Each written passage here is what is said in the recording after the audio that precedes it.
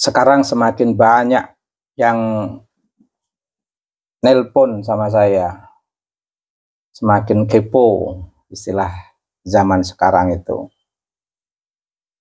menanyakan tentang diskursus nasab. Dari dulu sama, saya selalu mengatakan bahwa membahas nasab itu membahas sesuatu yang sangat sederhana, atau bahasa ekstrimnya itu sepele. Yang nggak sepele itu kan efek dari glorifikasi Habib terkait dengan Ba'alwi, lebih tepatnya terkait dengan para leluhur Ba'alwi. Itu efeknya luar biasa. Efek pada akidah kita bahkan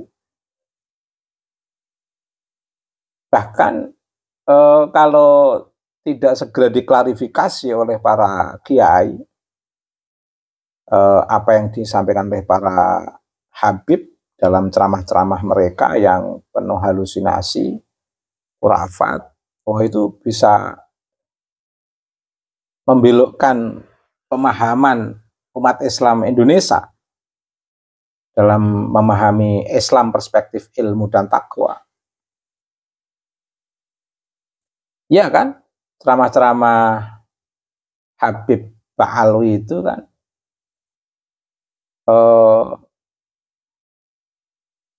isinya glorifikasi dan yang nampak ndawiri para santri secara publik begitu, dan jejak digitalnya masih sangat mudah ditemukan. Kemudian tidak mau menahan emosi, penuh dengan emosi ceramah-ceramahnya, dan tidak, seolah-olah kelompok Habib di beberapa ceramah yang penuh emosi itu tidak mau ampun, tidak tahu ampun, tidak memaafkan. Ceramahnya itu bukan ceramah mendampingi, membebaskan, mencerahkan. Ceramahnya itu ceramah yang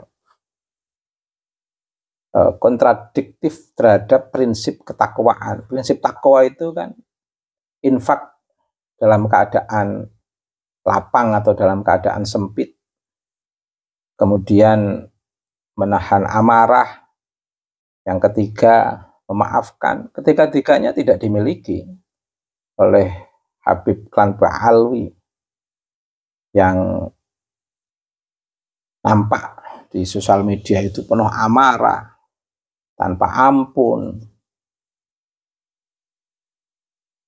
Contoh ceramahnya Bahar Smith itu, Bahar Smith Effect, itu kan sebenarnya membongkar siapa sesungguhnya Klan Ba'alwi itu.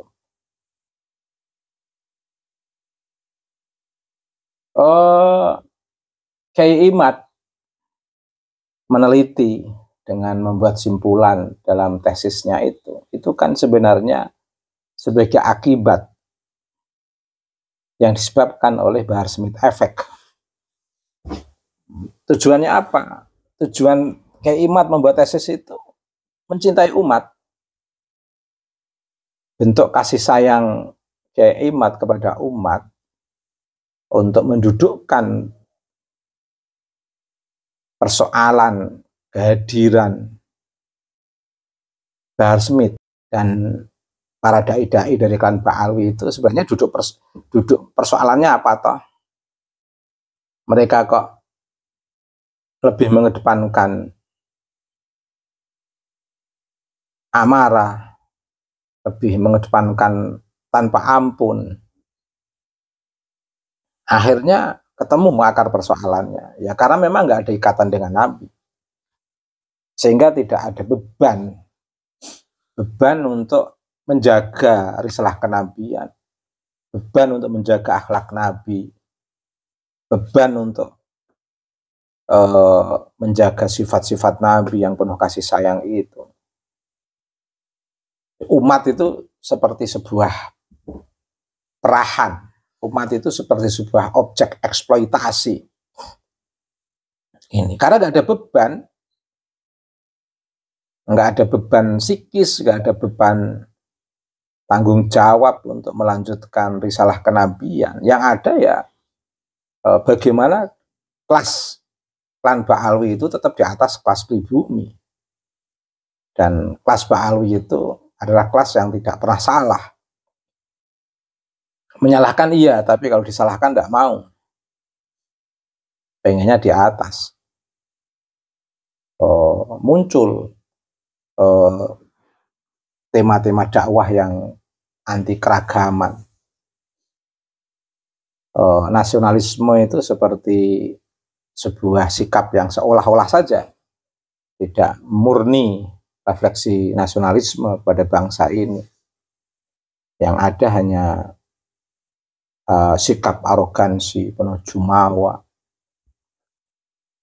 Ya, jadi fenomena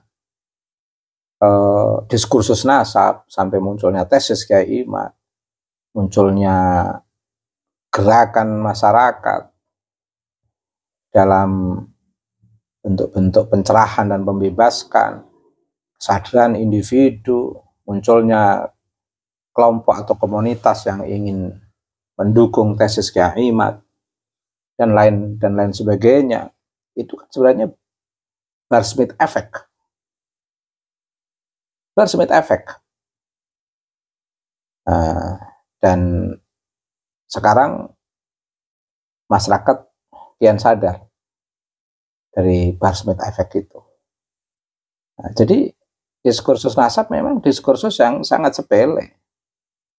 Tapi gerakan mengkaji nasab yang terlihat sepele yang dilakukan oleh Kiai Imad itu adalah sebuah kajian yang yaitu melakukan kajian yang sangat sederhana, sepele, tapi dampaknya luar biasa terhadap umat manusia.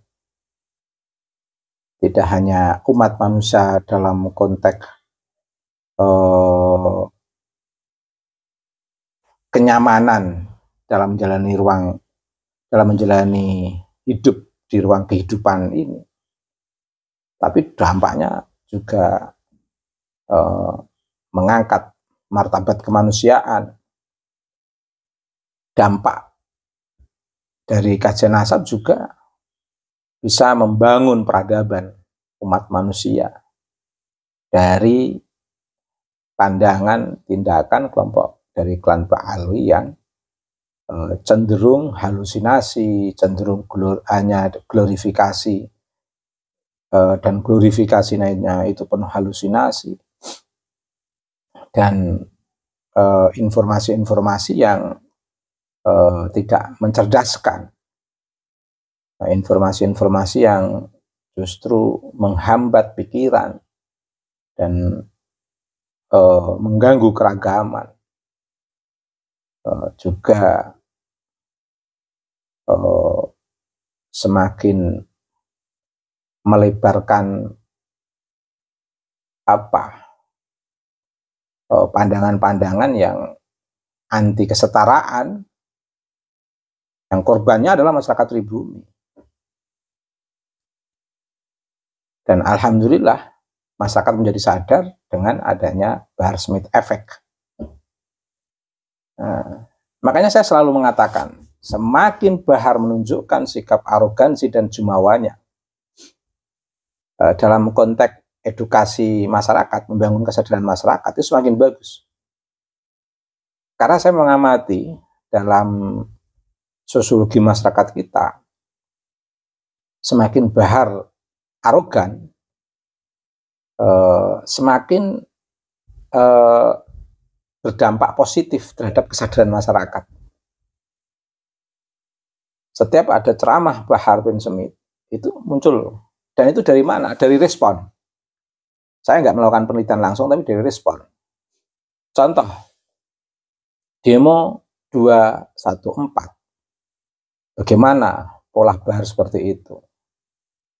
Dan itu juga sekaligus sebagai tes ombak yang menunjukkan Bahar dan klan Ba'alwi sudah nggak ada pengaruhnya dalam menggerakkan massa. Nyatanya demo 214 sangat sepi. Meskipun begitu, dengan PD-nya, sikap arogansi dan jumawa Bahar Smith itu memiliki dampak positif terhadap kesadaran masyarakat. Saya membaca dari respon sosial media yang begitu luar biasa. Merespon yang di sana justru merendahkan klan Ba'alwi, merendahkan Bahar Smith. Jadi semakin Bahar arogan, sombong, jumawa, itu sebenarnya dampaknya tidak bagus terhadap klan Ba'alwi. Ini sekaligus sebenarnya mengingatkan pada Bahar Smith untuk introspeksi, muhasabah, bahwa sikapnya itu merugikan klan Ba'alwi. Sikapnya itu merugikan sistem kemargaan kalangan klan Ba'alwi.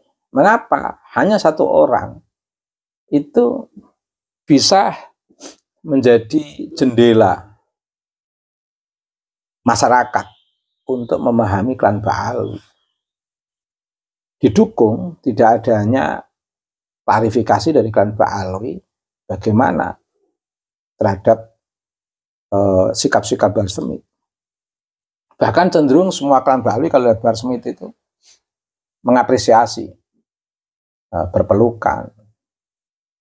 Banyak ternyata dari beberapa sosial media yang membela Bahar Smith itu bukan pribumi. Banyak habaib yang antusias terhadap semangat jumawa dan arogansi sikap ananiah, keakuan Bahar Smith. Nah itu. Tapi dari sikap itu menjadi titik balik yang justru merugikan Bahar Smith, sehingga menjadi Bahar Smith efek yang berdampak kepada citra kurang baik terhadap klan Ba'alwi, sekaligus berdampak pada titik kesadaran masyarakat yang selama ini bersikap baik terhadap klan Ba'alwi, menghormati, menghargai, tetapi justru malah bersikap sebaliknya karena adanya Bahar Smith efek ini. Terima kasih, itu catatan saya dari beberapa fenomena yang saya baca. Subhanakallahumma wa bihamdika mil'al mizan wa muntahal ilmi wa mablaghar ridha wa zinatal arsh. Asyhadu an la ilaha illa anta astaghfiruka wa atubu ilaika. Wa sallallahu ala sayyidina Muhammadin wa ala alihi wa sahbihi wa baraka wa sallama. Walhamdulillahi rabbil alamin.